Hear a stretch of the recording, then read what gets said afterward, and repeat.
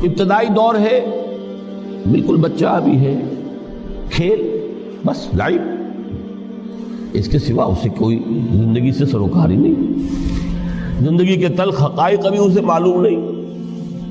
بھوک لگی تو رو پڑے، ماں نے دودھ پلانا ہے، کھلانا ہے، ان سے تو کچھ نہیں کرنا اس نے، وہ لعب کھیل۔ لیکن تھوڑا سا آگے چلتے ہیں، ٹین ایجر سٹیج میں جب داخل ہوتا ہے آدمی تو اب وہ نرا کھیل، معصومانہ کھیل نہیں رہتا، اس میں تلذذ، سینشول گریٹیفیکیشن کا عنصر شامل ہو جاتا ہے۔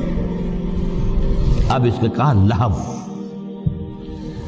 اعلموا انما الحیات الدنیا لعب و لہو۔ ذرا آگے بڑھیے تو انسان پر سب سے زیادہ دھن سوار ہو جاتی ہے، بناؤ سنگھار، میرا لباس فیشن کے مطابق ہو، کہیں ایسا نہ ہو مذاق اڑے۔ اپنے لباس کے بارے میں بہت کانشیس ہوگا، اپنے ہیئر کٹ کے بارے میں بہت کانشیس ہوگا، ہر چیز کے بارے میں بہت کانشیس۔ زینت، بناؤ سنگھار، آرائش، زیبائش۔ اس سے ذرا آگے گئے، تکاثر فی الاموال والاولاد، تفاخر بینکم۔ یہ سمجھیے کہ تقریباً 30 برس کی عمر جب انسان کی ہوتی ہے، اب فخر، تفاخر، یا دولت پر فخر ہوگا، یا نسب پر فخر ہوگا، یا اپنی کسی سیاسی حیثیت پر فخر ہوگا، اپنی چودراہٹ پر فخر ہوگا۔ تفاخر بینکم، جس میں جان میں چونکہ توانائی ہوتی ہے، قوت ہوتی ہے، لیکن اس کے بعد جب عمر ڈھلی بڑا ریئلسٹک ہو جاتا ہے انسان۔ پھر یہ جو چوتھی سٹیج تھی، اس میں تو یہ کہ مونچھ نیچی نہ ہو، چاہے سب کچھ میں اپنا خرچ کر دوں، داؤ پہ لگا دوں، لیکن مونچھ نیچی نہیں ہوگی۔ آخری سٹیج وہ ہوتی ہے کہ پھر ہوکا لگ جاتا ہے آدمی کو، تکاثر فی الاموال والاولاد، مال اور اولاد کی کثرت کثرت کثرت۔ اب یہ ہوتا ہے کہ مونچھ نیچی کیا، مونڈ بھی دی جائے تو کوئی حرج نہیں، مال آنا چاہیے، ویری ریئلسٹک۔ اور اسی حال میں انسان ہوتا ہے۔ آخری پارے کی صورت نے پھر اس میں ایڈ کر کے اس کے اوپر مہر لگا دی، الہاکم التکاثر حتی زرتم المقابر۔ یہ تکاثر جو ہے پیچھا نہیں چھوڑتا۔ اتنی دولت بھی ہے کہ آپ کی 10 نسلیں کھا سکے اطمینان سے بیٹھ کر، تب بھی صبر نہیں ہوتا۔ بڑے میاں کی ٹانگیں جو ہے وہ قبر میں لٹکی ہوئی ہیں، لیکن تکاثر جو ہے، تکاثر مال، وہ پیچھا نہیں چھوڑتا۔ حتی زرتم المقابر، یہاں تک کہ قبر تک جاؤ، قبر میں اتار دیا جائے، جب تک ٹانگیں صرف لٹکی ہوئی ہیں اس وقت تک نہیں۔ اس کے بعد تشبیہ دی ہے کہ یہ حیات دنیاوی کا جو ایک سائیکل ہے، اعلموا انما الحیات الدنیا لعب و لہو و زینت و تفاخر بینکم و تکاثر فی الاموال والاولاد۔ اب اس کو کمپیئر کیا ہے پلانٹ کنگڈم میں جو سائیکل چل رہا ہے۔ یہ ہمارا سائیکل ہے 60-70 برس کا، بچہ پیدا ہوا، خوشیاں منائی گئی، پھر وہ لڑکپن سے، پھر ٹین ایجر سٹیج سے، پھر جوانی ہے، پھر ادھیڑ عمر ہے، اور پھر بڑھاپا ہے، اور پھر قبر میں اتارا جانا ہے۔ لیکن یہ کہ پلانٹ کنگڈم میں سائیکل چلتی ہے۔ کمثل غیث اعجب الکفار نباتہ ثم یہیج فتراہ مصفرا ثم یکون حطاما۔ یہ 4 سٹیج ہیں۔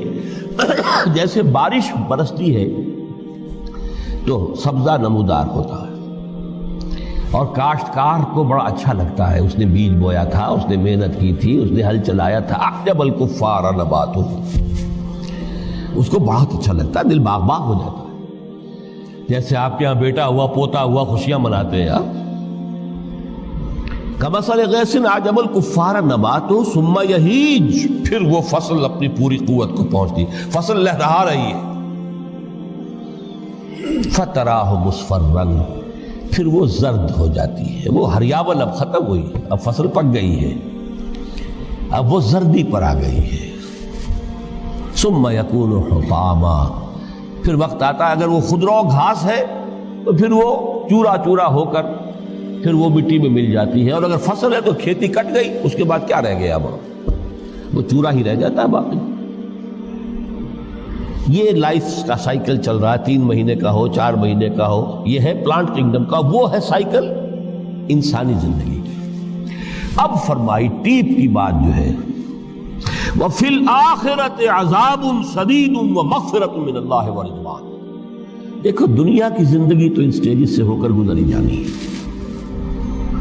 جو پیدا ہوا ہے اس پر بڑھاپا بھی آئے گا، موت بھی آئے گی۔ کل نفس ذائقۃ الموت، جو سورہ آل عمران کی 185ویں آیت کا پہلا جملہ تھا۔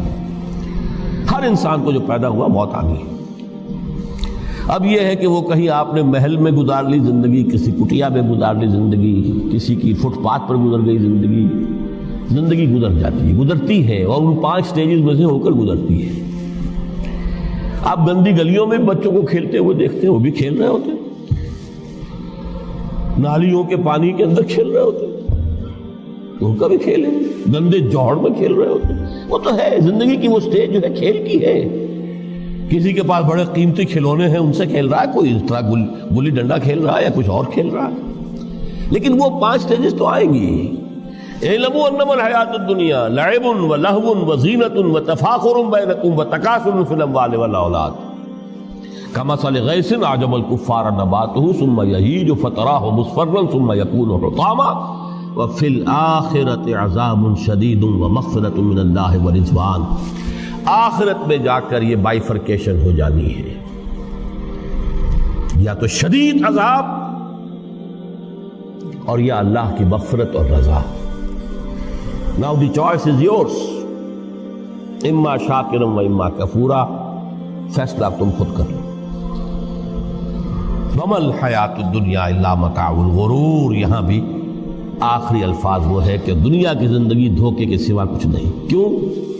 اگر تو دنیا کی زندگی میں گم ہو گئے، جیسے کہ اقبال نے کہا ہے کہ کافر کی یہ پہچان کے آفاق میں گم ہے، اور مومن کی یہ پہچان کہ گم اس میں ہے آفاق۔ دنیا میں رہو، طالب دنیا نہ بنو، طالب عقبہ، طالب آخرہ۔ دنیا میں رہو، برتو، استعمال کرو، تمہارے لیے پیدا کیا گیا، بھائی برتو، متاع ہے، برتنے کی شے ہے۔ ہاں حلال اور حرام کی پابندیاں سامنے رکھو، باقی برتو۔ مطلوب یہ نہ ہو، مقصود یہ نہ ہو، مطلوب آخرہ ہو۔ انما الدنیا خلقت لکم وانتم خلقتم للآخرہ۔ منزل وہ رہے، مستحضر رہے، سامنے رہے کہ میں تو اجنبی ہوں، یہاں یہ میرا وطن نہیں ہے۔ الدنیا سجن المومن و جنت الکافر۔ جیسے کسی پرندے کو کسی پنجرے میں بند کر دیا گیا ہو، اس طرح ہمیں اس دنیا میں بھیج دیا گیا، اللہ کی مرضی اس نے بھیجا ہے۔ جب تک وہ چاہتا ہم رہیں گے یہاں، لیکن ہمارا دل یہاں نہیں لگے گا۔ بازار سے گزرا ہوں، خریدار نہیں ہوں، طالب دنیا نہ، تب تو یہ کوئی دھوکے کا سودا نہیں، پتن نہیں، بالکل نہیں۔